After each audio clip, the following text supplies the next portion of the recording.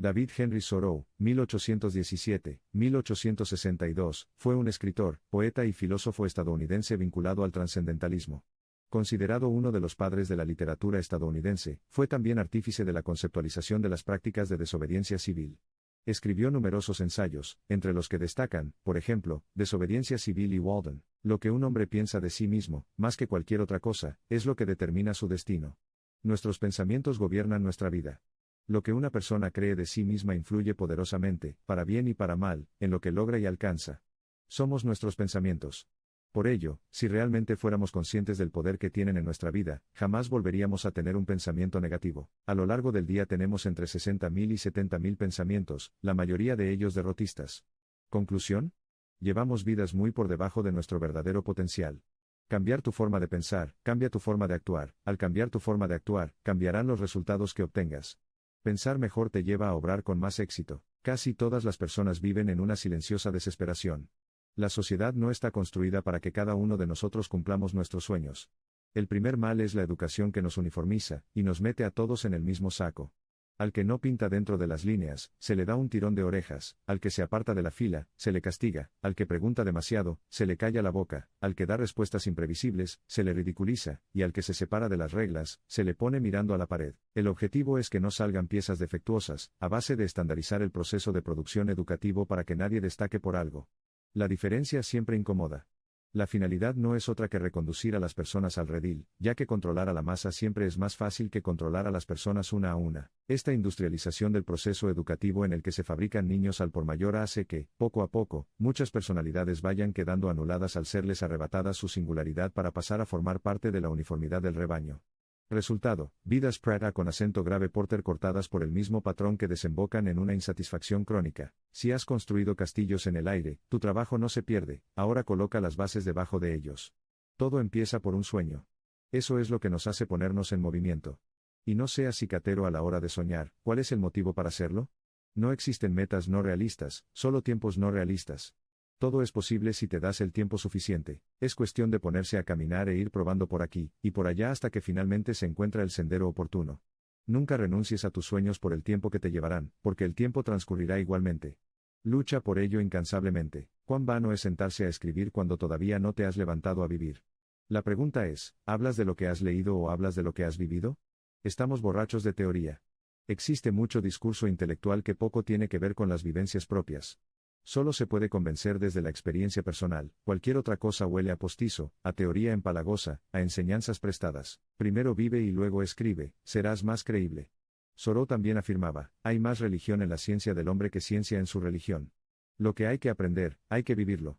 Solo entonces se está en mejores condiciones de transmitirlo a terceros, como si se pudiera matar el tiempo sin insultar a la eternidad.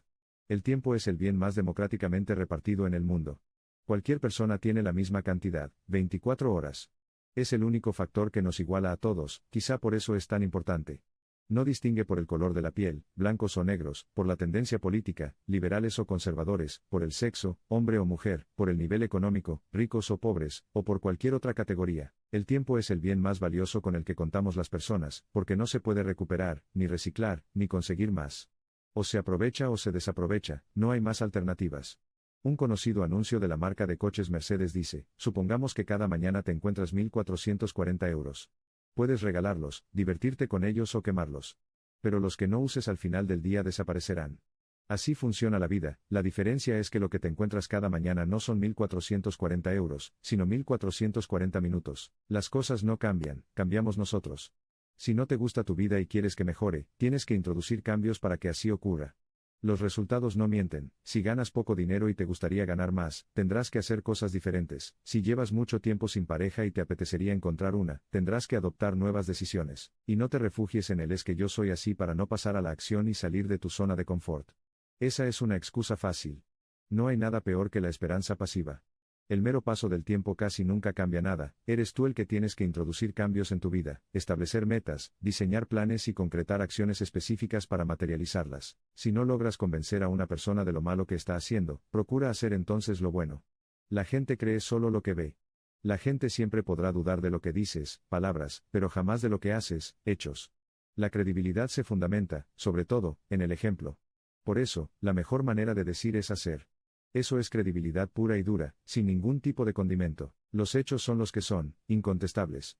Ya lo decía Albert Schweitzer, Premio Nobel de la Paz en 1952, el ejemplo no es una de las formas de influir en los demás, es la única. El mundo no es sino un lienzo para nuestra imaginación.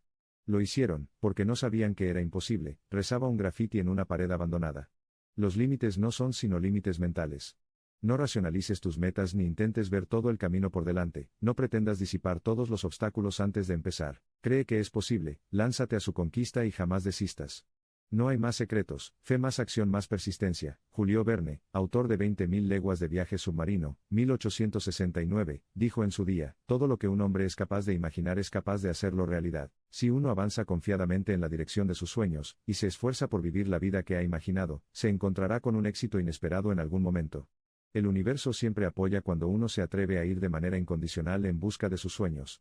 Paulo Coelho, en su conocida obra El alquimista, escribe, cuando deseas algo de verdad, todo el universo conspira para que se haga realidad. Es la ley de la sincronicidad, por la cual irán apareciendo las personas, y las circunstancias precisas para que uno pueda seguir avanzando del punto A al B. Lo verdaderamente relevante es tener fe, que no significa otra cosa que tener certeza sin evidencia.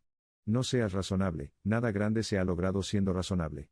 Decide lo que quieres, cree que es posible y acepta el precio que hay que pagar por conseguirlo. El hombre es rico en proporción a la cantidad de cosas de las que puede prescindir. No se trata de renunciar a todos aquellos placeres que nos brinda la vida, sino de no depender de ellos. A menor dependencia, mayor libertad. Las dependencias, del tipo que sean, y muy particularmente las materiales, nos atan y condicionan nuestra vida. Las dependencias lo son cuando uno no puede vivir sin ellas, cuando convertimos deseos en necesidades. El propio Thoreau afirmaba, un corazón grande se llena con poco. La mayoría de los lujos y muchas de las llamadas comodidades de la vida no solo no son indispensables, sino que resultan un obstáculo evidente para la elevación espiritual de la humanidad. Recuerda suscribirte, darle me gusta, activar la campanita de notificaciones y compartir para seguir recibiendo contenido de alto valor como este.